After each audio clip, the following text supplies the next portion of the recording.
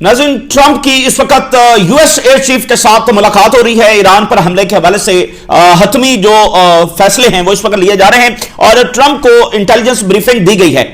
Iran के अंदर जो सीआईए के कोवर्ट ऑपरेशन जारी हैं उसके हवाले से ब्रीफ किया गया है और साथ यह बताया गया है कि किस नौयत का हमला किया जा सकता है और उसकी क्या आउटकम होगी। सीआईए ने ट्रंप को यह ब्रीफ किया है कि ईरान जो है उस वक्त वीक पोजीशन के अंदर मौजूद है और एक हमला करके उसमें यानी उसको नुकसान पहुंचाया जा सकता है। ईरान सीआईए के मुताबिक जो ब्रीफिंग दी गई है उसमें यह बताया गया ट्रंप को कि ईरान जो वो वीक पोजीशन में मौजूद है। तो जाहिर है अगर वो ऐसी कैलकुलेशन रखते हैं तो ये मिस कैलकुलेशन और मिस एडवेंचर में साबित होगी। ईरान से भी बड़ी डेवलपमेंट सामने आ रही हैं। एक तो तेहरान के अंदर एयर डिफेंस टेस्ट किया जा रहा है, कुछ एक्सप्लोजन्स भी तेहरान के अंदर सुने गए हैं और दूसरा ईरान के जो आर्मी चीफ हैं उन्होंने बड़ा क्लियर अंदाज के अंदर बताया है कि ईरान क्या करेगा। एक तो उन्होंने कहा है कि ईरान का जो रिस्पांस होगा वो पहले मिनट से ही आउट ऑफ कंट्रोल होगा, यानी हमला लिमिटेड होगा या बड़ा होगा, प्रेसिजन स्ट्राइक होगी या कुछ और होगा या असैसिनेशंस होंगी। ईरान का जो रिस्पांस है वो यानी जंग शुरू होने के पहले ही जो मिनट्स होंगे उसमें ईरान का रिस्पांस आउट ऑफ कंट्रोल हो जाएगा। और दूसरा उन्होंने बताया कि ये जो एयरक्राफ्ट कैरियर आए हैं और दुनिया का हर मीडिया रिपोर्ट कर रहा है और ये है वो है, उन्होंने कहा ये एग्जैजरेटेड है, ये ओवर हाइप्ड है। ये जो एयरक्राफ्ट कैरियर की ताकत बताई जाती है ये ओवर हाइप्ड है। हम इसे बिल्कुल खौफजदा महसूस नहीं कर रहे, बल्कि ये जो एयरक्राफ्ट कैरियर हैं ये अमेरिकन मिलिट्री के ऊपर बर्डन बन जाएंगे। ये यहां पर लाकर खड़े करके उन्होंने उल्टा हमें एक नया टारगेट दिया है, मतलब हमारी टारगेट लिस्ट में इजाफा हुआ है। तो ये टारगेटेबल हैं, ये एक्सेसिबल हैं और हम जो है वो इसको निशाना बनाएंगे और ये बिल्कुल एग्जैजरेटेड है। इसकी जो ताकत है ना वो बिल्कुल एग्जैजरेटेड है और हम बिल्कुल इससे जब खौफजदा नहीं है। तो उनका वाजे लाउड एंड क्लियर उन्होंने ये बात जब वो कर दी है। तो आप सोचिए कि अगर ट्रंप साहब आगे बढ़ते हैं और वो कोई भी इकदाम ईरान के खिलाफ उठाते हैं और वैसे ज़ाहिर है यहां से वापसी तो है नहीं, ट्रंप जहां पर मामलात को ले गया है हो सकता है वो प्रेसिजन स्ट्राइक करे, हो सकता है वो कोई और करे। अभी जो खबरें आ रही हैं कि ट्रंप जो वो नेवल ब्लॉकेड के ऊपर भी कंसीडर कर रहा है, जैसे वेनेजुएला का नेवल ब्लॉकेड हुआ है वैसे ईरान का किया जाए, ईरान के जो ऑयल टैंकर्स हैं उनको पकड़ा जाए। तो लेकिन वो वेनेजुएला है, ये ईरान है, ईरान के ऑयल टैंकर्स पकड़े जाएंगे तो आगे से क्या ईरान जब रिस्पॉन्ड नहीं करेगा? और कहां पर ऑयल टैंकर जब पकड़ेंगे? स्ट्रेट ऑफ हॉर्मज़ में पकड़ेंगे, गल्फ ऑफ ओमान में पकड़ेंगे, इंडियन ओशन में पकड़ेंगे। तो वहां कैरेबियन की नौयत बिल्कुल मुख्तलिफ है। वहां पर अमेरिका भी तो कैरेबियन में ही है ना, अटलांटिक के अंदर, वो तो उनके दरवाजे के ऊपर जंग थी। यहां वो मिडिल ईस्ट के अंदर मौजूद हैं जहां पर चाइना भी है, जहां पर रशिया भी है और ईरान के दरवाजे के ऊपर वो क्या ब्लॉकेट जब वो आकर करेंगे। तो अगर वो ऑयल टैंकर पकड़ेंगे तो जाहिर है उसका रिस्पांस भी आएगा। तो इस तरह के ऑप्शन ट्रंप साहब जब वो गौर कर रहे हैं, तो अगर वो आगे बढ़ते हैं तो फिर एयरक्राफ्ट कैरियर अगर हिट हो जाते हैं तो फिर क्या होगा? तो ये एक कंफ्यूजन है जिसका ट्रंप को सामना है और वो कोवर्ट ऑपरेशंस और दोबारा से मुजाहरे करवाए जाए, मुख्तलिफ चीजें जो वो जेर गौर हैं। उधर हिजबुल्लाह से भी बड़ी अनाउंसमेंट सामने आ गई है। हिजबुल्लाह की जो चीफ हैं उन्होंने कुछ देर पहले ये स्टेटमेंट जारी की। उन्होंने कहा ये जो सुप्रीम लीडर को टारगेट करने की धमकी लगाई जा रही है, इनको अंदाजा नहीं है कि ये क्या बात कर रहे हैं। और उन्होंने कहा है कि अगर ऐसा कोई इक़दाम अमेरिका की जानिब से उठाया जाता है तो फिर हम ये वाजे कर देना चाहते हैं कि यहां पर एक रीजनल वॉर जब छिड़ जाएगी जो आज तक नहीं छिड़ी, तो एक रीजनल वॉर छिड़ेगी जिसमें हम न्यूट्रल नहीं रहेंगे बल्कि हम भी उस जंग का हिस्सा होंगे। ये हिजबुल्लाह की लाउड एंड क्लियर, यानी आज जो तलखी है वो और ज्यादा बड़ी है। ईरान का आर्मी चीफ कह रहा है कि हम एयरक्राफ्ट कैरियर हमारा, हम इनको हिट करेंगे और हिजबुल्लाह के चीफ की ये स्टेटमेंट आ रही। तो आज जो तलखी है वो बड़ी है। ज़ाहिर है कोई इंटेलिजेंस इंफॉर्मेशन इनको आई होगी कि हमला होने जा रहा है या किस तरह की प्लानिंग, अगर सुप्रीम लीडर को निशाना बनाना है। तो हिजबुल्लाह बिल्कुल जब उस वक्त तैयार बैठी हुई है। अच्छा, तो इसके ऊपर हम बात करेंगे। उधर गजा के हवाले से भी कुछ नए मंसूबे इजराइल और अमेरिका जो लेकर आ रहे हैं। जो उनका बुनियादी प्लान है फलस्तीनियों को डिस्प्लेस करना, गजा की ऑक्यूपेशन करना, उसी को आगे बढ़ाने के लिए अमन के नाम पर कुछ नए मंसूबे जो लाए गए हैं वो भी आपके साथ शेयर करेंगे। और वो ईरान के साथ कनेक्टेड हैं, यानी इधर वो ईरान की डिस्ट्रक्शन प्लान कर रहे हैं और जब यहां पर वो कामयाब हो जाएंगे तो फिर वो फलस्तीनियों को डिस्प्लेस करेंगे। ये दोनों चीजें जो वो एक दूसरे के साथ कनेक्टेड हैं। अच्छा, सबसे पहले जो ईरान से आने वाली हेडलाइंस हैं और ईरान से आने वाली डेवलपमेंट्स हैं वो मैं आपके साथ शेयर करता हूं। ईरान के चीफ ऑफ स्टाफ ने कहा है कि यूएस एयरक्राफ्ट जो रीजन के अंदर मौजूद हैं अब विल टर्न इनटू टारगेट्स। देखें, कोई ये कह भी नहीं सकता है कि हम एयरक्राफ्ट कैरियर को निशाना बनाएंगे। रशिया चाइना को साइड पर रखें, वो एक बड़ी ताकतें हैं, उनके मामलात कुछ और हैं। उनसे हटकर जो छोटे मुल्क हैं ना, वो ये बिल्कुल नहीं कह सकते कि हम एयरक्राफ्ट कैरियर को निशाना बनाएंगे। ये कहने से पहले ही उनके मुल्क जो डिसाइड कर दिए जाते हैं। तो ईरान ना सिर्फ कह रहा है बल्कि वो बता रहा है कि उसके पास ये कैपेबिलिटी भी है। ठीक है ना, तो ये बड़ा गैर मामूली चीज है। कोई मामूली जंग नहीं है जो ईरान लड़ने जा रहा है। अगर देखें वाकईतन जंग हो जाती है और ईरान एयरक्राफ्ट कैरियर को हिट कर देता है तो यह कोई छोटी बात तो नहीं होगी। उसके बाद फिर क्या होगा? उसके बाद अमेरिका जो है न्यूक्लियर भी इस्तेमाल कर सकता है। So any scenario based on the elements of surprise will spiral out of control from its very beginning. ये देखें, कुछ ऐसा पीछे प्लान हो रहा है कि ईरान में कोई प्रेसिजन स्ट्राइक की जाए, उनकी मिलिट्री जो साइट्स हैं उनको डिस्ट्रॉय कर दिया जाए, कोई लीडरशिप को जब निशाना बनाया जाए, तो ईरान वाज़ेह कर रहा है कि हम उसको अफोर्ड नहीं करेंगे कि आप लिमिटेड अटैक करेंगे तो हम लिमिटेड रिस्पॉन्ड देंगे। अच्छा, यहां पर अमेरिका की स्ट्रेटजी क्या है? अगर वो लिमिटेड अटैक की तरफ जाते हैं, लिमिटेड अटैक से तो रिजीम चेंज नहीं होगी, फिर वो लिमिटेड अटैक को कंसीडर क्यों कर रहे हैं? वो इसलिए कंसीडर कर रहे हैं कि ईरान को इस पर मजबूर किया जाए कि वो आगे से रिस्पॉन्ड ना करे, तो लिमिटेड अटैक से इमीडिएट रिजीम चेंज नहीं होगी। लेकिन ऑलरेडी जो मुश्किलात का शिकार ईरान है इकोनॉमिकली और आगे पीछे, अगर उसको एक और मिलिट्री अटैक कर दिया जाता है तो फिर आने वाले कुछ टाइम के अंदर, कुछ हफ्तों, कुछ महीनों के अंदर ये गवर्नमेंट जो कोलैप्स कर जाएगी और ठीक है ना, एक अंदर से डिस्टेबलाइजेशन जब हो जाएगी, क्योंकि सैंक्शंस और वो सारा तो साथ जारी है। तो ये काइंड ऑफ एक स्ट्रेटजी है। तो ईरान ने बिल्कुल वाज़ेह किया है कि हमारा रिस्पॉन्स जो from the beginning out of control होगा। So American aircraft carrier are not a deterrent factor but will turn into targets. ये हमारे लिए कोई डेटरेंट फैक्टर नहीं है कि अब एयरक्राफ्ट कैरियर आ गया है तो हमारी सांस फूली हुई है कि अब हम क्या करेंगे, अब हम कैसे जंग लड़ेंगे, अब हम कैसे रिस्पॉन्ड करेंगे, आगे तो एयरक्राफ्ट कैरियर खड़ा है। नहीं, ये छोड़ दें, ये तो हमारा टारगेट है, एयरक्राफ्ट कैरियर हमारा टारगेट है। अब ये कहीं गल्फ ऑफ ओमान में खड़ा है Abraham Lincoln. So Tehran downplays US aircraft carrier, उन्होंने डाउन प्ले किया इसको और उन्होंने कहा कि इसकी जो प्रेजेंस है वो ओवर हाइप्ड है। अच्छा, वैसे मैं आपको बताऊं कि खुद ये जो पेंटागन चीफ हैं वो अपने एक इंटरव्यू में इस सिनेरियो को सामने रख चुके हैं और खुद इस बात को एडमिट कर चुके हैं कि ये जो हमारे एयरक्राफ्ट कैरियर हैं, अगर हमारी जंग होती है किसी बड़ी ताकत के साथ और जिनके पास हाइपरसोनिक मिसाइल्स हैं, तो हो सकता है कि with in initial 2 hours, with in initial 30 minutes हमारी एयरक्राफ्ट कैरियर तबाह हो जाए।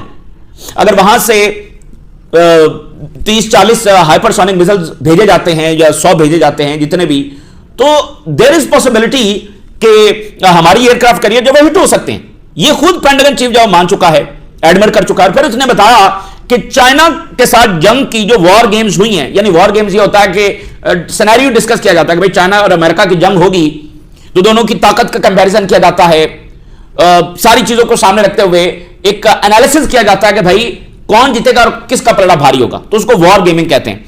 तो पेंटागन चीफ ने इस बात को एडमिट किया कि हार्वर्ड ने 3 मरतबा वॉर गेमिंग की है चाइना और अमेरिका की लड़ाई की, तीनों में अमेरिका हारा है। ये पेंटागन चीफ इसको कंफर्म कर रहा है। तो ये जो एयरक्राफ्ट कैरियर है ना, ठीक है, ये ताकत का शाहकार है, सारा कुछ है, लेकिन अगर किसी के पास हाइपरसोनिक मिसाइल्स हैं, अगर किसी के पास वो ड्रोन्स हैं और फिर आप उनके दरवाजे पर खड़े हैं, तो फिर ये हिट होंगे, जो न्यूयॉर्क टाइम की भी इससे पहले रिपोर्ट में उन्होंने कहा है। So it will not be a deterrent factor, warning that कोई भी अगर होस्टाइल इकदाम हमारे खिलाफ लिया जाता है तो इमीडिएट रिस्पॉन्स हमारा आएगा। और ये जो इनकी प्रेजेंस है ये एग्जैजरेटेड है, ईरान के चीफ ऑफ स्टाफ कह रहे हैं। और बाकी जो सीनियर ईरान के मिलिट्री ऑफिशियल्स ने बताया है मीडिया को, उन्होंने कहा कि ईरान कोई जंग छेड़ने वाला नहीं होगा, ईरान जंग को इनिशिएट नहीं करेगा, लेकिन ईरान इसके साथ यह भी अलाउ नहीं करेगा कि जो थ्रेट है वो पहुंच जाए to the stage of execution. इसका क्या मतलब? इसका मतलब है प्रीएम्प्टिव स्ट्राइक। हम जंग शुरू नहीं करेंगे, लेकिन हम किसी खतरे को at the stage of execution भी नहीं पहुंचने देंगे। तो ये प्रीएम्प्टिव स्ट्राइक की बात कर रहे हैं कि हम ये भी अलाउ नहीं करेंगे कि फिर हमारे ऊपर पहले हमला हो जाए। हम अटैक नहीं कर रहे, लेकिन अगर हमें पता चलता है कि वहां से हमला एग्जीक्यूट होने जा रहा है तो वो भी फिर हम अलाउ नहीं करेंगे। तो ये उन्होंने यहां पर प्रीएम्प्टिव स्ट्राइक की जब बात की है। अच्छा, explosions were heard in Tehran, Iranian air defence system जब टेस्ट हो रहा है तेहरान सेंसिटिव एरियाज, यहां पर जो ईरान, चाइना का और रशिया का एयर डिफेंस है वो डिप्लॉय किया रहा है। अच्छा, बेलारूस से भी वेपन्स आए हैं, नॉर्थ कोरिया से भी वेपन्स ईरान में आए हैं। अच्छा, अब हिजबुल्लाह की स्टेटमेंट्स देख लीजिए। आज यानी पारा हाई है, आज जो है ना टेम्परेचर और ज्यादा बढ़ा है, क्योंकि देखें अब हम एक ऐसी स्टेज में हैं कि हमला तो अगले मिनट भी लॉन्च हो सकता है। तैयारी तो मुकम्मल है, तमाम उन्होंने अपने जो एसेट्स हैं वो यहां पर डिप्लॉय कर दिए हैं, तो किसी भी वक्त कुछ भी हो सकता है। बात तो चंद मिनट्स की। देखें वेनेजुएला में को 5 महीने बिल्डअप होता रहा है, और जो एक लड़ाई हुई तो कितनी देर की लड़ाई हुई? 30 मिनट्स की। टोटल ऑपरेशन 30 मिनट का था। तो इसलिए बात तो मिनटों की है, इधर से अगर ट्रंप ने ऑर्डर किया तो जो मिसाइल लॉन्च होंगे, जो जेट्स जाएंगे, तो ये चंद मिनट्स की बात होगी। सही है ना? तो इसलिए अब सिनेरियो काफी जो है वो ना खौफनाक है और खतरनाक है। यहां से कोई भी मिसकैलकुलेशन जब वो हो सकती है। तो जैसे अब हिजबुल्लाह के जो चीफ है उन्होंने कहा कि वॉर ऑन ईरान जो है वो इस दफा could set entire region on a blaze. यानी पिछली भी ईरान की जंग हुई है इजराइल के साथ, लेकिन वो भी एक लिमिटेड वॉर थी। हिजबुल्लाह उसमें नहीं थी, उसमें इराक नहीं था, उसमें यमन नहीं था, उसमें बाबुल मंदब नहीं था, उसमें स्ट्रेट ऑफ हुर्मुज़ नहीं था, उसमें पर्शियन गल्फ नहीं था। और आपको याद है ईरान ने इजरायली न्यूक्लियर साइट्स को निशाना नहीं बनाया। क्यों नहीं बनाया? वो भी उन्होंने एक टारगेट बचा के रखा हुआ है। तो इस बार वो निशाना बनाएंगे। इजरायली जो न्यूक्लियर साइट्स हैं वो इस बार निशाना बनेंगी। और लास्ट टाइम बेन गुरियन भी उस तरह से हिट नहीं हुआ, इस बार बेन गुरियन भी हिट होगा। और उन्के सिविलियन एयरक्राफ्ट जो खड़े हैं उनको वो इस वक्त शिफ्ट करने की कोशिश कर रहे हैं, उसकी तैयारी कर रहे हैं, वो भी हिट होंगे। और फिर पूरा रीजन इसमें होगा। तो उनका पूरा रीजन इसके अंदर ड्रैग हो जाएगा, हिजबुल्लाह चीफ कह रहे हैं। सो हिजबुल्लाह ने कहा कि हम इसमें साइलेंट नहीं रहेंगे और जो सुप्रीम लीडर को धमकियां लगाई जा रही हैं, हम खबरदार कर रहे हैं कि इसके सीरियस रीजनल कॉन्सिक्वेंसेस जो वो आएंगे सुप्रीम लीडर को टारगेट करने के। ईरान के खिलाफ जो कोई भी जंग है, यह जंग अक्रॉस द मिडिल ईस्ट फैल जाएगी and we will not remain neutral. और ट्रंप जो धमकी लगा रहा है इमाम खामनाई को, तो असल में वो रीजन की स्टेबिलिटी को असैसिनेट करने की बात कर रहा है। वो सुप्रीम लीडर को असैसिनेट करने की बात नहीं कर रहा, वो रीजनल स्टेबिलिटी को असैसिनेट कर रहा है। ये रीजनल स्टेबिलिटी का गला घोंट रहा है वो। जब ट्रंप जो है वो सुप्रीम लीडर को धमकाता है, so he is threatening tens of millions. Supreme leader को धमकाने का मतलब है कि वो दसियों मिलियन लोगों को धमका रहा है, क्योंकि सुप्रीम लीडर कोई एक शख्सियत नहीं है, वो हम सब के नुमाइंदे हैं। सो इसलिए जो सुप्रीम लीडर वो ना ही सद्दाम हुसैन है, ना ही वो मुअम्मर कज़ाफी हैं, ना ही वो बशार अल असद है। ठीक है ना? उनकी जो एक जो उनका इन्फ्लुएंस है, जो उनकी रूहानी शख्सियत है और जो उनके साथ अटैचमेंट है पूरी दुनिया से और फिर पूरे रीजन से, वो बिल्कुल मुख्तलिफ है। और इसलिए उसके कॉन्सिक्वेंसेस जो बहुत गंभीर होंगे। सो हिजबुल्लाह जो है वो इमाम खामनाई की लीडरशिप पर बिलीव करती है। So any threat on Iran is threat to us. तो उनको कोई भी थ्रेट का मतलब यह है कि ये हमें थ्रेट है। अच्छा, अब जरा नेतन्याहू की भी दो बातें सुन लें। ये दो बातें काफी इंपॉर्टेंट हैं। और अगर अभी भी रीजनल कंट्रीज होश में नहीं आते और इजराइल की असलियत को रिकॉग्नाइज नहीं करते, और ओआईसी नेशंस अगर आप अभी भी गफलत में पड़ी रहती हैं और अभी भी जो वेस्ट की बत्ती है उसी के पीछे चलती रहती हैं, तो फिर ये उनकी मर्जी है और उसका नतीजा यही निकलेगा जो इस वक्त आप देख रहे हैं, तबाही निकलेगा। उसका नतीजा, इस गफलत का नतीजा, इजराइल की असलियत को ना जानने का नतीजा और इजराइल के साथ अनकंडीशनल मुआहदे करने का नतीजा, तबाही निकलेगा, अमन नहीं निकलेगा। और कितना बड़ा वो आर्टिकल है जो खुद हैरेट्स ने लिखा कि जो फलस्तीनियों के साथ आज हो रहा है, इसकी वजह अरब वर्ल्ड के वो किए गए अनकंडीशनल मुआहदे हैं, जिसने इजराइल को और ज्यादा बदमाश बना दिया। कि पहले अरब वर्ल्ड जब वो कंडीशन करती थी कि भाई फलस्तीनियों को राइट्स मिलेंगे तो हम इजराइल को रिकॉग्नाइज करेंगे, तो जब उन्होंने अनकंडीशनली रिकॉग्नाइज किया तो उसकी कीमत फलस्तीनियों को चुकाना पड़ी है और अब पूरा रीजन चुका रहा है। सो नेतन्याहू के स्टेटमेंट काफी इंपॉर्टेंट है अगर कोई समझना चाहे तो। उसने कहा कि इस वक्त हम in the mid of the Iranian Shia axis को कन्फ्रंट कर रहे हैं। ईरानियन शिया एक्सेस यानी हिजबुल्लाह, ठीक है, ईरान खुद, इराकी रेजिस्टेंस, ठीक हो गया। लेकिन बहुत जल्द हमारी लड़ाई होने जा रही है अनदर एक्सट्रीमिस्ट सुन्नी एक्सेस। तो वो शिया सुन्नी को भी लड़ाते रहे और अब अनाउंस कर रहे हैं कि अच्छा, इन्होंने पता क्या क्या हुआ था, इन्होंने यानी एक फैक्टर तो जाहिर है फिरका वारियत का है ना, जो इन्होंने क्रिएट करने की कोशिश की है। इन्होंने सुन्नी अलायंस बनाया हुआ था अगेंस्ट शिया, यानी जिन मुल्कों के साथ इन्होंने जो रिकॉग्निशन की है, अब्राहम अकॉर्ड्स की हैं, सो सुन्नी वर्सेस इन्होंने यानी सुन्नियों के साथ अलायंस बनाया हुआ था सो कॉल्ड। असल में तो ये सबके दुश्मन हैं। तो आज क्या अनाउंस कर रहे हैं कि सुन्नियों के साथ भी हमारी लड़ाई होने वाली, लेकिन उसको फिलहाल एक्सट्रीमिस्ट सुन्नी कह दिया है। ये एक्सट्रीमिस्ट जो सुन्नियों में एक्सट्रीमिस्ट हैं। तो अगर अभी भी किसी को समझ नहीं आ रही तो फिर उसका नतीजा ज़ाहिर है ये तबाही निकलेगा। फिर नेतन्याहू ने कहा कि सोशल मीडिया जो अब हमारी नई बैटलफील्ड है और हम ऐसे वेपन तैयार कर रहे हैं कि सोशल मीडिया को अब हम कंट्रोल करेंगे। यहां पर अभी तक हमें नाकामी हुई है। We have fallen behind in this battle, इस जंग में हम शिकस्त खाए हैं। But we will prevail in it because we are developing the necessary means to confront it. यानी सोशल मीडिया को कैसे काबू करना है, क्योंकि जो मेन स्ट्रीम मीडिया है वेस्ट का, वो तो सारा इनके कंट्रोल में है। तो वहां पर जो भी बात जाती है, जो भी कवरेज होती है, जो भी एंगल दिया जाता है, जो भी नैरेटिव बिल्ड किया जाता है, वो ये बिल्ड करते हैं। लेकिन सोशल मीडिया ने अनफिल्टर्ड जो ट्रुथ है वो वेस्ट के लोगों तक पहुंचाया। तो अब ये कोशिश कर रहे हैं कि उसको कैसे कंट्रोल करना है। जैसे टिकटॉक इन्होंने खरीदी है और भी बहुत सारे प्लेटफॉर्म्स, और उसका एल्गोरिदम जब वो चेंज कर रहे हैं, सो ऑन, बहुत सारी चीजें। और नेतन्याहू ने ईरान को धमकी लगाई है कि any attempt to by Iran to harm us will met with a decisive response, और ग्रेव मिस्टेक होगी और अनफॉरगिवेबल रिस्पॉन्स हम देंगे। यानी इसराइल अपने आप को डिस्टेंस कर रहा है जो कुछ ईरान में हो रहा है, और जो अमेरिका हमला करने जा रहा है उससे अपने आप को डिस्टेंस कर रहा है, और कह रहा है कि हम तो इसमें है ही नहीं, तो ईरान अगर हमारे ऊपर हमला करेगा तो इसमें हम विक्टिम हैं। अच्छा, उधर ट्रंप की जब मुलाकात हुई है, यूएस एयरफोर्स चीफ के साथ मुलाकात होने जा रही है, और इसमें जनाब अली इसी दरमियान, इससे पहले जो है वो ट्रंप को इंटेलिजेंस ब्रीफिंग दी गई है गवर्नमेंट की पावर के हवाले से, और जो कोविड ऑपरेशंस इस वक्त ईरान के अंदर जारी हैं, यानी सीआईए मौजूद है, मोसाद मौजूद है, वेस्टर्न इंटेलिजेंस एजेंसीज ईरान के अंदर मौजूद हैं, उनके हवाले से ब्रीफिंग दी गई है। और पोटेंशियल यूज ऑफ जो एयर पावर है वो कैसे इस्तेमाल करनी है, कहां कौन से टारगेट को निशाना बनाना है, ठीक है ना, मिलिट्री साइट्स, न्यूक्लियर साइट्स, फलां फलां फलां, ये भी सारा दिया गया। और साइबर जो अटैक होगा उसकी भी ब्रीफिंग दी गई है। साइबर अटैक करके वो ईरान का जो कमांड स्ट्रक्चर है उसको डिसरप्ट करना चाहते हैं। कमांड यानी cyber attack, air attack, covert operations, ये सारी जो इंटेलिजेंस इंफॉर्मेशन है वो दी गई है। और सीआईए ने कहा है कि Iran is at the weakest point, Iran कमजोर तरीन पोजीशन में है। ट्रंप ने जो स्टेटमेंट जारी की है उसने कहा है कि बहुत बड़ी मोबिलाइजेशन हम मिडिल ईस्ट में कर रहे हैं, और वेनेजुएला से भी ज्यादा बड़ी डिप्लॉयमेंट, यानी कैरेबियन से भी बड़ी डिप्लॉयमेंट इस वक्त वहां पर ईरान के खिलाफ हमने की है। और अभी मैं ये बता नहीं सकता कि मैं ईरान के खिलाफ क्या इकदाम उठाऊंगा।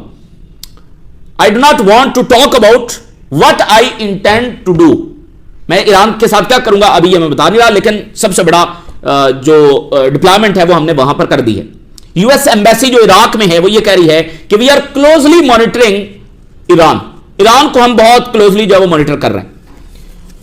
तो ये काफी यानी कि डेवलपमेंट्स बहुत बड़ी हैं, और हम एक फ्री फॉल सिचुएशन के अंदर हैं जहां पर हमला किसी भी वक्त हो सकता है। और उधर साथ साथ कोशिश ये भी की जा रही है कि कोई दरमियानी रास्ता निकाल लिया जाए, और गल्फ कंट्रीज है वो कोशिश कर रहे हैं, टर्की कोशिश कर रहा है, लेकिन ज़ाहिर है ट्रंप किसी की सुनने से तो कोई ज्यादा उस पर असर होता नहीं है, उसने जो करना है वो करेगा, और ज़ायनिस्ट लॉबी के वो कंट्रोल में है।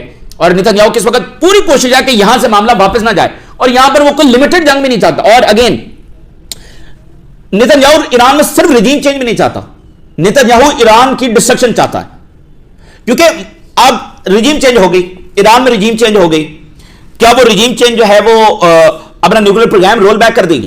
क्या वो अपने मिसाइल प्रोग्राम को तबाह कर देगी, खत्म कर देगी? ये तो कभी भी नहीं होगा ना। तो इसलिए नेतन्याहू जो है वो ईरान की डिस्ट्रक्शन चाहता है, वो सीरिया 2.0 चाहता है। इसलिए वो कैसे होगा? वो तभी होगा जब एक फुल स्केल जंग छिड़ेगी, और वो कैसे छिड़ेगी? जब अमेरिकन कैजुअलिटीज होंगी। तो ये नेतन्याहू का घिनौना प्लान है, जो अमेरिकन को एक खौफनाक जंग में, जो ना उनके इंटरेस्ट में है, ना ईरान के इंटरेस्ट में है, ना रीजन के इंटरेस्ट में है, ना दुनिया के इंटरेस्ट में है। तो इसलिए बड़े अमेरिकन एनालिस्ट ने नेतन्याहू को थ्रेट टू ग्लोबल सिक्योरिटी करार दिया, और उसने कहा कि ये प्लेनेट पर सबसे खतरनाक तरीन आदमी है। ठीक है, ये अमेरिकन एनालिस्ट ने कहा, और इसमें कोई शक वाली बात नहीं है। तो ट्रंप ने अब जो नया शोशा छोड़ा है on the name of peace, Gaza के हवाले से। अच्छा, अब ट्रंप साहब ये फरमा रहे हैं कि सेकंड फेज शुरू हो रहा है या ऑलमोस्ट हो गया है, तो अब उसमें आगे हमने क्या करना है? अब गजा को डिसाम होना होगा, हमास को डिसाम होना होगा, जैसे इन्होंने प्रॉमिस किया है। और नेतन्याहू ने कहा है कि ये जो सेकंड फेज है, it is not about reconstruction, बल्कि इट्स अबाउट डिसआर्मिंग हमास।